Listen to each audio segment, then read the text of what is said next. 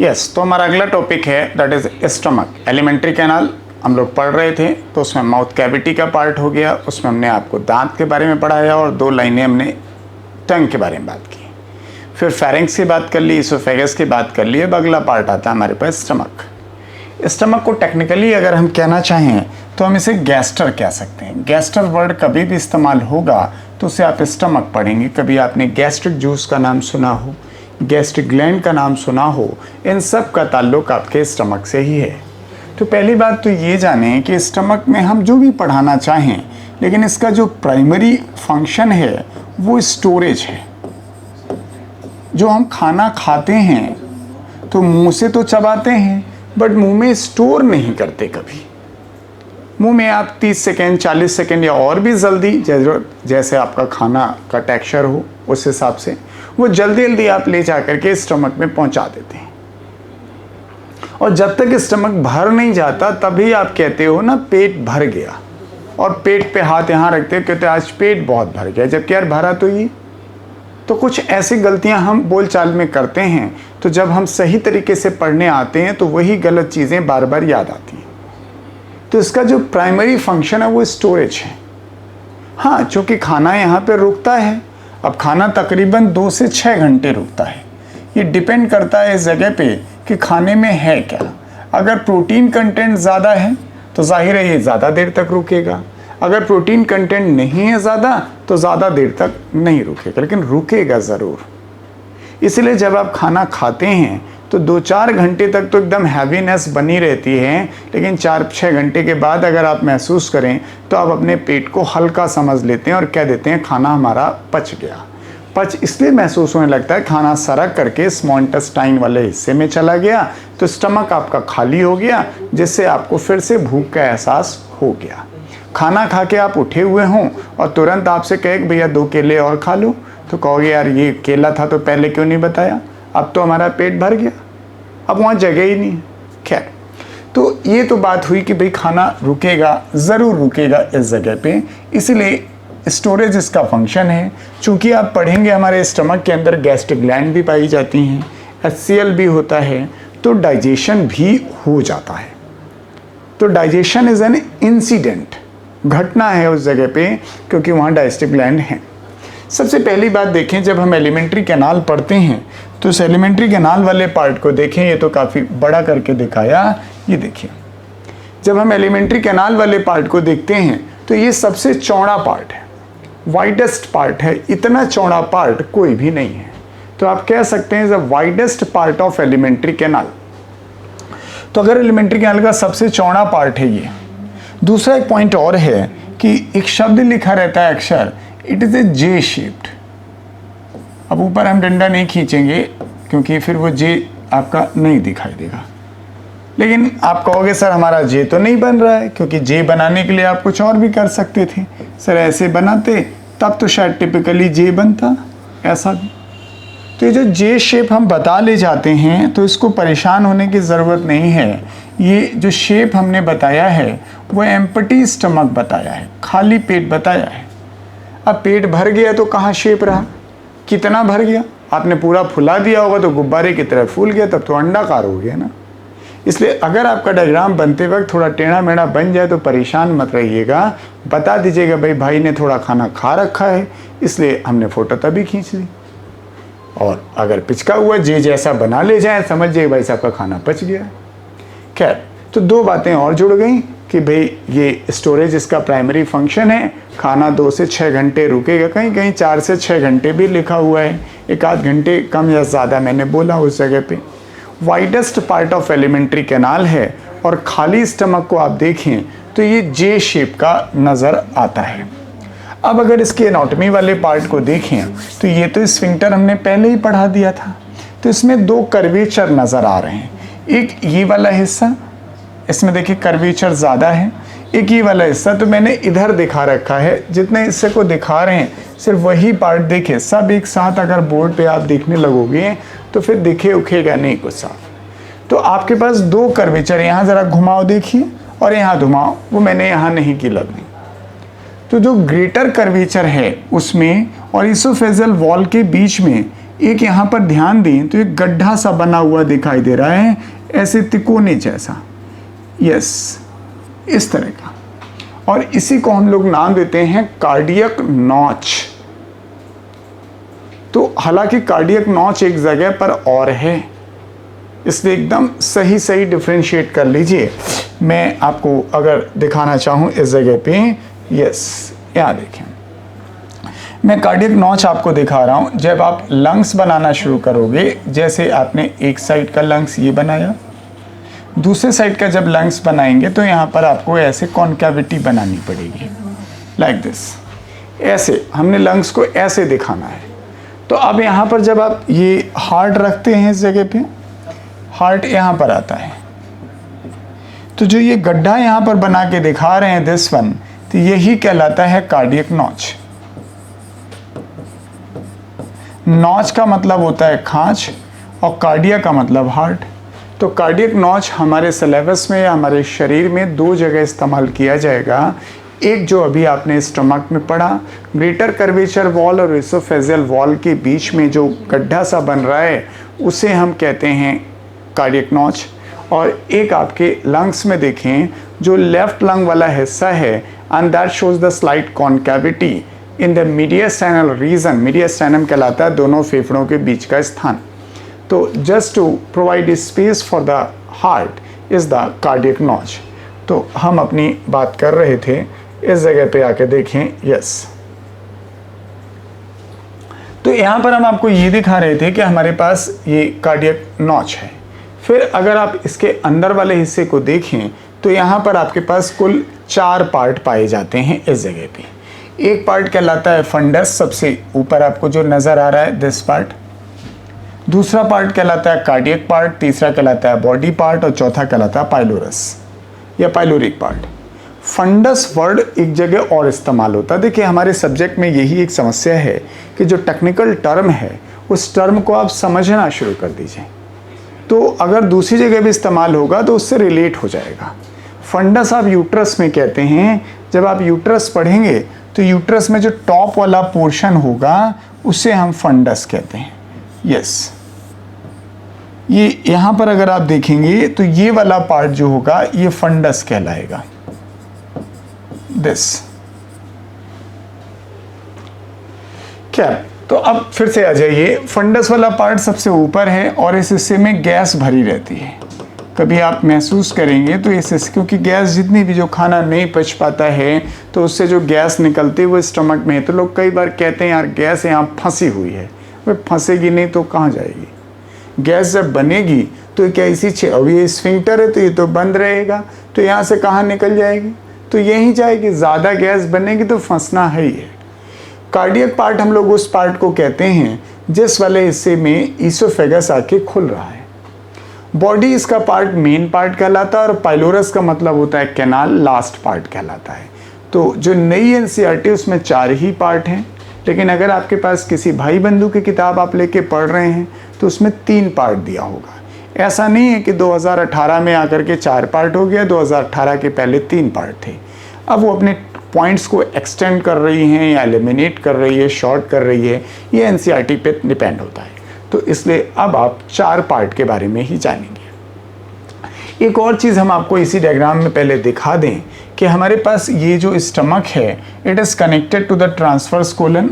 मैं आपको आगे का डायग्राम भी एक दिखा दूं कि जैसे एक और डायग्राम है हमारे पास, यस। जब आप कोलन पढ़ेंगे तो वहाँ पर असेंडिंग कोलन, ट्रांसवर्स कोलन और डिसेंडिंग कोलन होगा। तो मैंने जो आपको इस जगह दिखाया है वो यही पार्ट हैं, इन दोनों को जोड़ा है। ये वाला पार्ट, दिस पार्ट,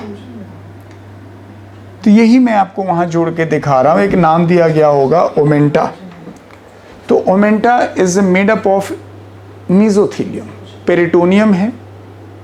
तो आगे चल के जब मैं हिस्टोलॉजी आपको पढ़ाऊंगा तो ये बात एक्सप्लेन कर दूंगा, लेकिन ओमेंटा नाम जान ले। तो ग्रेटर कर्वेचर वॉल को जब ट्रांसवर्स कोलन से जोड़ते हैं तो उसे कहते हैं ग्रेटर ओमेंटा, और जब लेसर कर्वेचर वॉल को लिवर से जोड़ते हैं तो उसे हम लोग नाम देते हैं लेसर ओमेंटा। लेकिन इसमें महत्वपूर्ण आपके एग्जाम के हिसाब से जो है वो ग्रेटर ओमेंटा है, this. This greater omenta has a lymph nodules, कई सारे लिम्फ नोड्यूल्स होते हैं, इसलिए इसका रोल जो है वो कहीं ना कहीं डिफेंस में आ जाता है, क्योंकि लिम्फ नोड आप पढ़ते हैं कि इसका ताल्लुक आपके डिफेंस से, लिम्फोसाइट्स बहुत ज़्यादा पाए जाते हैं, आसानी से पहचान लेते हैं कौन सा अपना कौन सा पराया, तो मैक्रोफाजेस को बुला के खिला देते हैं। लिम्फोसाइट कभी फैगोसाइटिक नहीं होते। लेकिन फिर इन्हीं के फंक्शन की वजह से इनको हम लोग नाम देते हैं पुलिस मैन ऑफ एब्डोमेन। भाई पुलिस वालों को मारने का अधिकार तो नहीं मिलता ना, वो सिर्फ प्रूफ करते हैं कि भाई इन्होंने अपराध किया है और सज़ा देने का जो राइट है वो हमारी जो है कोर्ट के पास है। सेम वैसा ही है, लेकिन लेसर ओमेंटा को हम कभी भी पुलिस मैन ऑफ एब्डोमेन नहीं कहते, ये ध्यान रखिएगा। ओमेंटा आपके पास है दोनों तरफ, लेकिन ग्रेटर ओमेंटा को ही हम खाली पुलिस मैन ऑफ एब्डोमेन कहेंगे। अब इसमें जब आप थोड़ा सा और पढ़ेंगे तो इनकी जो स्टमक की जो वॉल है, and this wall has a highly foldings, बहुत ज़्यादा इसमें फोल्डिंग्स पाई जाती हैं लाइक दिस, ऐसे। और इन फोल्डिंग्स को हम लोग नाम देते हैं रूगी। पर्पस सिर्फ एक है कि भाई सरफेस एरिया ज़्यादा से ज़्यादा हो जाए। यहाँ कन्फ्यूज़न एक होता है, सवाल की भाषा जब हम पढ़ते हैं तो कन्फ्यूज़ हो जाते हैं। कई बार एग्जामिनर लिखता है कि द स्टमक वॉल या gastric wall is highly folded gives the finger like projections and that is. इस लाइन को सुनते ही बहुत सारा बच्चा सीधे विलाई आंसर कर देता है, क्योंकि विलाई की फ़ोटो भी आप ऐसे ही बनाते हो, लेकिन जब हमने मेंशन कर दिया कि I am telling all this in the stomach, ये हम स्टमक में ही बात कर रहे हैं, तो जाहिर है वो रूगी होगा। फिर आप पढ़ेंगे इन्हीं के अंदर कि कुछ ग्लैंड्स पाई जाती हैं, जैसे मान लीजिए हम इतने हिस्से को चेंज करके देखें, and that is the gastric gland. यही आगे चल के कुछ सेल्स मॉडिफाई हो जाएंगी, जिनको मैं आपको आगे पढ़ाऊँगा, जिनमें गैस्ट्रिक ग्लैंड होंगी। जो एपिथेलियम है हमारी रोगी की, वो मॉडिफाई हो जाएगी and form the gastric gland. और इसी गैस्ट्रिक ग्लैंड से आप पढ़ेंगे गैस्ट्रिक जूस निकलता है, जिससे हम डाइजेशन में कुछ मदद कर पाएंगे। वो डाइजेशन का पार्ट हुआ। तो ये तो रही हमारे स्टमक की बात की। अब एक अंतिम बात रहेगी, भाई स्टमक है कहाँ पर। तो मैंने आपको पहले ही बता दिया, जब आप ईसोफेगस पढ़ रहे थे तब भी मैंने आपको बताया, आपने ध्यान दिया हो कि अगर हमारा पूरा ये एब्डोमिनल कैविटी वाला हिस्सा है, दिस ये डायाफ्राम है, तो स्टमक की पोजीशन अगर आप देखें तो ये है दिस। तो अगर आप देखें left upper abdomen just below the diaphragm. तो ये तो रही हमारे स्टमक की बात, लेकिन इसी में एक और चीज़ आपको समझनी चाहिए। एक और स्टमक है, इससे हम लोग नाम देते हैं कंपाउंड स्टमक। वैसे चाहें तो कंपाउंड स्टमक को एक नाम और दे सकते थे, ruminant stomach. Ruminant stomach. Actually कुछ जानवर होते हैं जो रूमिनेशन करते हैं, हिंदी में उन्हें कहते हैं जुगाली करना। तो जुगाली करने की प्रक्रिया कहलाती है रूमिनेशन। रूमिनेशन। अब इसमें कैटल्स आते हैं, गाय भैंस को कभी आपने देखा होगा, या बकरी को देखें, कैमल को देखें, डियर को देखें, जब ये खाली बैठे रहते हैं तो अपना मुंह धीरे धीरे चलाते थे ऐसे। तो जब वो मुंह चलाते रहते हैं उसी को रूमिनेशन कहते हैं। तो शौक से नहीं चलाते हैं, चलाने को तो इंसान भी चलाता रहता है, मुंह में मसाला भर के धीरे धीरे मुंह घुमाता रहता है, तो वो रूमिनेशन नहीं है, क्योंकि वो कैटल्स की आदत है। अब इसी को समझेंगे, ईश्वर ने क्या कर रखा है कि उनको रूमिनेशन करना पड़ता है और हमें नहीं करना पड़ता। एक्चुअली इनके स्टमक में मॉडिफिकेशन होता है। इनका स्टमक जो होता है गाय भैंस बकरी का या कैमल का या डियर का 4 चैम्बर का होता है। पहला चैम्बर कहलाता रूमिन, दूसरा रेटिकुलम, तीसरा कहलाता ओमेसम और चौथा कहलाता एबओमेसम। इन चारों में देखें तो जो सबसे बड़ा चैम्बर है वो है रूमेन, लार्जेस्ट। एक और डायग्राम में आप ध्यान से देखिएगा, हमने यहाँ कार्डियक स्फिंक्टर नहीं बनाया, नहीं होता तो नहीं बनाया। कार्डियक स्फिंक्टर यहाँ नहीं होता, ये भी डिफरेंस है, लेकिन आप उन्हीं पॉइंट को देखें जिनकी ज़रूरत आपको है। तो सबसे पहला वाला जो चैम्बर रूमेन है वो सबसे बड़ा चैम्बर है, दूसरे नंबर पे रेटिकुलम है, तीसरे नंबर पे ओमेसम है और चौथे नंबर पे एबोमेसम है। एक और चीज़ गौर करनी है आपको इस जगह पे कि जो हमारा र्यूमेन और रेटिकुलम है, इस जगह पर कुछ बैक्टीरिया पाए जाते हैं and that is symbiotic bacteria. अब अगर थ्योरी लिखना हो तब तो हम यूं ही लिखते हैं कि भैया rumen and reticulum both have an symbiotic bacteria. लेकिन एमसीक्यू की ब्यूटी यही है कि हमेशा कहा जाता है कि भाई सबसे बेहतर का चुनाव करें आप, इसलिए डायग्राम को बहुत ध्यान से देखें। ज़्यादा मैंने र्यूमेन में बनाए हैं तो इसी लिहाज से कि कल को ज़रूरत जब पड़ेगी एक चूज़ करने की तो आप एक ही चूज़ करिएगा, ऑब्वियसली र्यूमेन। यहाँ पे जो बैक्टीरिया पाए जाते हैं ये बड़े अजीब तरह के बैक्टीरिया होते हैं। They are bacteria that secrete the cellulase enzyme. ये सेलुलेज एंजाइम सिक्रीट करने वाले बैक्टीरिया होते हैं। इससे फ़ायदा ये होता है क्योंकि जिन जानवरों का हमने नाम लिया, गाय, भैंस, बकरी, कैमल, ये शाकाहारी जानवर हैं, तो घास ज़्यादा खाते हैं, पत्तियां ज़्यादा खाते हैं, उनमें सेलुलोज की मात्रा बहुत ज़्यादा होती है। और सेलुलोज पचाने के लिए जिस एंजाइम की ज़रूरत है सेलुलेज, वो एंजाइम हमारे किसी भी डाइजेस्टिव ग्लैंड से नहीं निकलता, किसी भी एनिमल में नहीं निकलता। तो ईश्वर ने सोचा कि यार अगर ये घास ही जानवर खाता है और वो घास में सेलुलोज पचा नहीं पाएगा तो वो सारा का सारा तो शरीर से बाहर निकल जाएगा। तो उस जानवर को मिला क्या कंटेंट, इसलिए सिम्बायोटिक बैक्टीरिया उसने इनके स्टमक में इम्प्लांट कर दिए। उसने कहा भाई तू यहाँ रहने की जगह मिल जाएगी और तू वहाँ पर सेलुलेज नाम का एंजाइम निकाल देना जिससे भैया का सेलुलोज पच जाएगा। इसलिए इन जानवरों को कभी खाते हुए देखिएगा, गाय, भैंस, बकरी को, तो जल्दी जल्दी खाते हैं, बड़ी सी नाद होती है लेकिन बहुत जल्दी से उसे खा जाते हैं। आधे घंटे पूरी नाद खा जाते हैं। आप आधे घंटे में 4 रोटी नहीं खा पाते होंगे कई लोग। वो इसीलिए कि जल्दी जल्दी खा करके खाने के 2 टुकड़े किए और फटाफट अपने र्यूमेन में भरना शुरू कर देते हैं। जब वो फुर्सत में आते हैं 2-4 घंटे के बाद, जब उसको कहीं एक जगह आराम से आप छोड़ देते हो, तब ये अपने इस र्यूमेन का जो कंटेंट है, इस कंटेंट को पलट के ऊपर लाते हैं, माउथ में लाते हैं। अब वो खूब ढंग से उसे चबाते हैं। जब खूब ढंग से उसे चबाते हैं, रिगर्जिटेशन इसी का नाम है। इसीलिए तो कार्डियक स्फिंक्टर ईश्वर ने यहाँ पर नहीं दिया। जब खूब ढंग से वो उसे चबाते हैं तो उसके पार्टिकल छोटे छोटे हो जाते हैं, सरफेस एरिया बहुत ज़्यादा बढ़ जाता है और फिर जब चबा लेते हैं तब वो सर यहाँ से फिर लौटा कर लाते हैं। अब सेलुलेज एंजाइम बहुत बेहतर काम करता है और सेलुलोज का पाचन कर देता है। तो ये आवश्यकता है। हम ऐसे जानवर हैं कि सेलुलोज का पाचन नहीं कर सकते। हम जितना भी सेलुलोज खाते हैं क्योंकि हमारे पास कोई ऐसा बैक्टीरिया एलिमेंट्री कैनाल में है ही नहीं, और मैंने आपसे कहा कि कोई डाइजेस्टिव ग्लैंड कोई सेलुलेज नाम का एंजाइम निकालती नहीं। इसलिए जितनी साग सब्जियां आप खाते हैं उनमें जो सेलुलोज सबसे ज़्यादा कंटेंट है वो नहीं पचा पाते। तो आपने कभी सुना इस बात को, लोग कहते हैं मूली, गाजर, हरी साग सब्जियां ढेर सारी खानी चाहिए। तो उससे जो ढेर सारी खाने की बात आती है उससे मिनरल्स का एडवांटेज है, सेलुलोज आप नहीं पचा पाओगे। तो जितनी आपने मूली, गाजर, खीरा, ककड़ी इस तरह की चीज़ें खाई तो उसका जो सेलुलोज कंटेंट है वो आपके स्टूल में चला जाएगा और उसका अमाउंट ज़्यादा बनाएगा। और जब अमाउंट ज़्यादा बनाएगा तो नेक्स्ट डे उसे डिफिकेट करना, उसे शरीर से बाहर निकालना आसान होगा, क्योंकि अनडाइजेस्टेड फूड पार्ट का अमाउंट अगर बहुत कम होगा तो डेफिकेशन मुश्किल होगा। तो that will form the bulk of the stool. ये हमारी ज़रूरत है। अब ज़रा तीसरे चैम्बर में देखें, ओमेसम कोई खास रोल नहीं है, थोड़ा सा पानी का एब्जॉर्प्शन ये कर लेते हैं बस। लास्ट आपका चैम्बर है एब ओमेसम। इसके नीचे हम लोग लिखते हैं ट्रू स्टमक।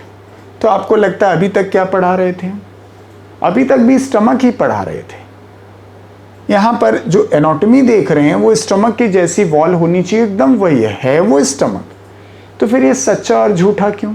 सच्चा और झूठा इसलिए यहाँ पे जोड़ दिया जाता है कि भाई यहाँ पर इस जगह पर अगर आप देखेंगे तो एब ओमेसम वाले पार्ट में गैस्ट्रिक ग्लैंड्स पाई जाती हैं। भाई हम ये भी तो समझते हैं कि स्टमक है तो गैस्ट्रिक ग्लैंड होना चाहिए, सर गैस्ट्रिक एंजाइम्स होने चाहिए, सर HCl निकलना चाहिए, सर यहाँ पर डाइजेशन जो स्टमक में होना चाहिए वो होना चाहिए। तो ये वाला जो पार्ट है and that is responsible for the enzymatic digestion. जो एंजाइम आप में है वैसे ही एंजाइम यहाँ पर होते हैं, तो ये एंजाइमेटिक डाइजेशन करता है। हालांकि डाइजेशन तो इन दोनों चैम्बर में भी हुआ, लेकिन यहाँ पर एंजाइमेटिक के बजाय शब्द लिखा जाता है माइक्रोबियल। हालांकि हुआ यहाँ भी एंजाइम से ही है, लेकिन जिस एंजाइम का जिक्र किया गया वो एंजाइम आपके शरीर का खुद का एंजाइम नहीं था, वो आपके सिम्बायोटिक बैक्टीरिया का एंजाइम था। तो ये हमारे पास 4 चैम्बर पाए जाते हैं और इस चैम्बर का फ़ायदा यही है कि सेलुलोज का पाचन वो कर ले जाते हैं। ये तो बात हमने रुमिनेंट की बताई, लेकिन अगर सिर्फ कैमल या डियर की बात होती तो मैं ये ओमैसम नाम का चैम्बर हटा देता। वहाँ पर सिर्फ 3 ही चैम्बर पाए जाते हैं, 4 चैम्बर नहीं होते। इवन कैमल में तो इस रुमेन रेटिकुलम का जो जंक्शन है, इस जंक्शन वाली जगह पर कुछ वाटर पैकेट्स भी पाए जाते हैं, लेकिन उसमें वाटर नहीं इकट्ठा होता, उसमें फैट इकट्ठा होता है। खाने को फैट के फॉर्म में स्टोर कर लेते हैं और जब ज़रूरत होती है तो उसी फैट से वो पानी बना लेते हैं। इसलिए उस पानी को हम फिजियोलॉजिकल वाटर कहते हैं या मेटाबॉलिक वाटर कहते हैं। इसी वजह से, इस आर्ट की वजह से, क्योंकि आपका जो कैमल है वो फैट से पानी बना लेता है, इसीलिए उसे रेगिस्तान का जहाज कहा जाता है, क्योंकि वो 7-8 दिन तक बिना पानी पिए रह लेता है। अगर आप इस बात को नहीं समझ पाएंगे तो आपको ऐसा लगेगा कि ऊंट एक बार में खूब पानी पी लेता है, इससे 7 दिनों तक प्यास नहीं लगती, जबकि ऐसा है नहीं। एक्चुअली उसके अंदर भाई बिना पानी पिए तो हम भी 1-2 दिन तो रह ही सकते हैं, लेकिन अगर ये आर्ट होती कि अपने शरीर के हम फैट को डिज़ोल्व करके पानी बना लेते तो सर हम ज़्यादा दिन तक भी रह सकते हैं बिना पानी के। तो ऐसे ही नहीं, camel is the ship of desert, यही एक एडवांटेज उसका है। तो ये एलिमेंट्री कैनाल का स्टमक का पार्ट है। अब इसके आगे हम बात करेंगे स्मॉल इंटेस्टाइन और लार्ज इंटेस्टाइन की। यस।